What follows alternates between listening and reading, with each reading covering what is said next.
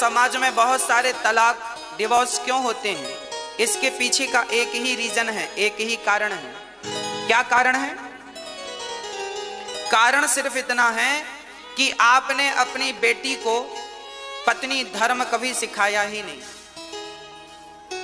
कि पत्नी का, स्त्री का धर्म क्या होता है। आपने कभी पति का महत्व अपनी बिटिया को बताया ही नहीं। अरे शादी के पहले बेटियों को बताया करो कि बेटा पति भगवान होता है। जैसे नारी बिंदिया ना लगाए तो बिंदिया के बिना उसका माथा सूना दिखता है, उसी प्रकार जीवन में पति ना हो तो पति के बिना ये जिंदगी सूनी होती है। बिना पति के जीवन सूना है। जैसे मंदिर बड़ा हो पर मंदिर में मूर्ति ना हो भगवान की, तो मूर्ति के बिना मंदिर की शोभा नहीं है। उसी प्रकार नारी की तो उसके पति से शोभा है, पति ना हो तो नारी की कोई शोभा नहीं है। नारी कितनी भी सुंदर हो, नारी की सुंदरता उसकी चमड़ी से नहीं है, नारी की सुंदरता उसके पति से है। इसलिए नारी के पास उसका पति होना जरूरी है। आप अपनी बेटियों को बताया करो कि पति का महत्व क्या है, और अपने बेटों को यह भी बताया करो कि बेटा नारियों की इज्जत कैसे की जाती है, नारी क्या है। बहुत सारे पति ऐसे होते हैं मूर्ख क्वालिटी के, बहुत सारे, सब नहीं, कुछ पति ऐसे होते हैं जो अपनी पत्नियों को पांव की जूती समझते हैं। तुम तो हमारे पांव की जूती हो। ये मूर्ख कोटि के पति हैं, थर्ड क्वालिटी के, घटिया। ये पत्नी को पांव की जूती समझते हैं। इनको बताओ, कोई तो बताओ इन्हें, अरे भाई पत्नी पांव की जूती नहीं होती, नारी तो माथे की पगड़ी होती है, सिर का ताज होती है। नारी ना हो तो तुम्हारा वंश तुम कैसे आगे बढ़ाओगे?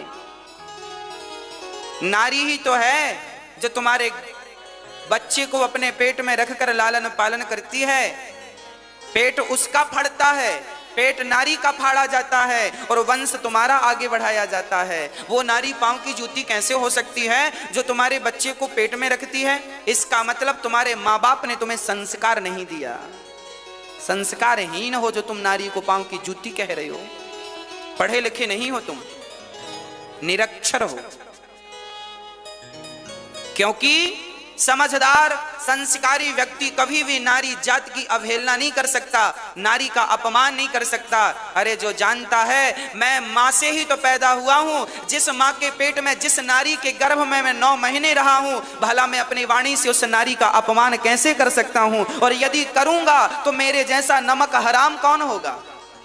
जिस मां के गर्भ में तू रहा है उस नारी का ही तू अपमान कर रहा है।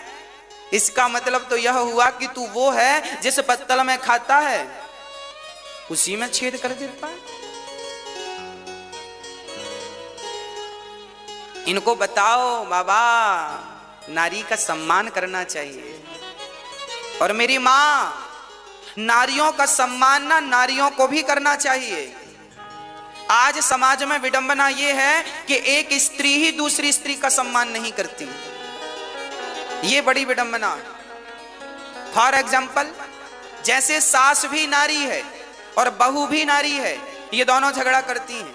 यदि ये दोनों एक दूसरे को जाने कि जैसे मैंने जीवन में कष्ट उठाया है ऐसे ये भी नारी है, इसे भी कितना कष्ट उठाना पड़ता है, कितनी जिम्मेदारियां होती हैं नारी के जीवन में।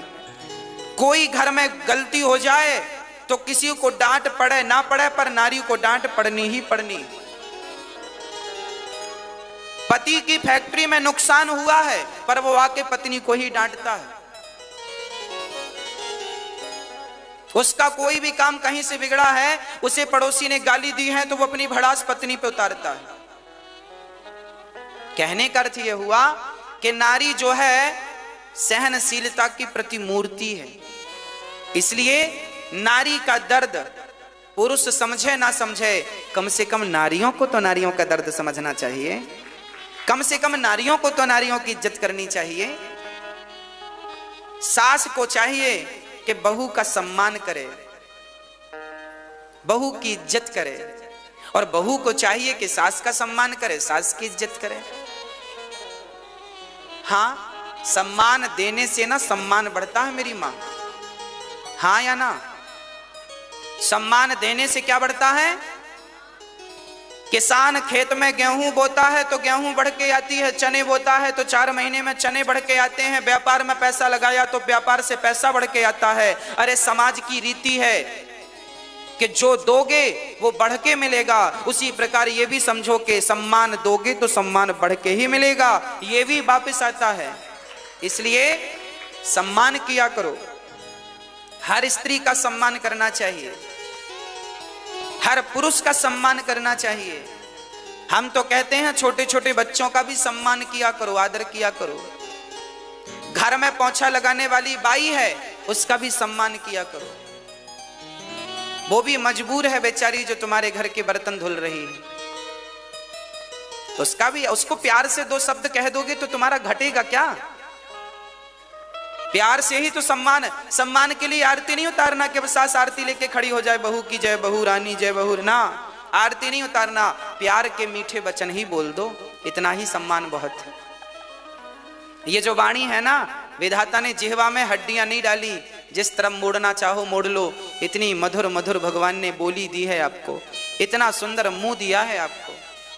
पता है आपका जो मुंह है धनुष की आकृति का है। किस तरह का है?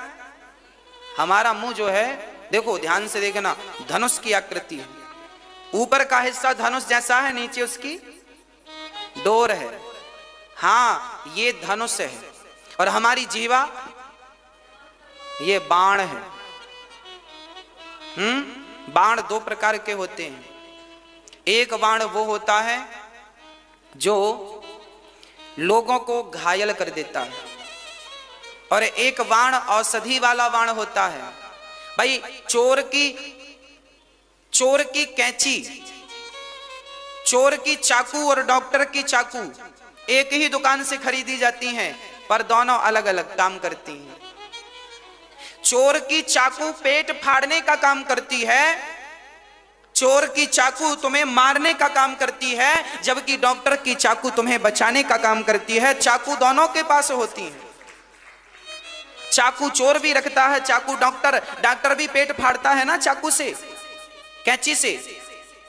हाँ जी, बस मेरी मां, एक बाण आप अपने मुख रूपी धनुष से चाहें तो चोर वाला बाण चलाएं, और चाहें तो डॉक्टर वाला बाण चलाएं। चोर वाला बाण चलाएंगे अपनी जिह्वा से तो लोग घायल हो जाएंगे, मर भी सकते हैं, और डॉक्टर वाला बाण चला दिया तो मरा हुआ भी आपकी वाणी से जिंदा हो सकता है।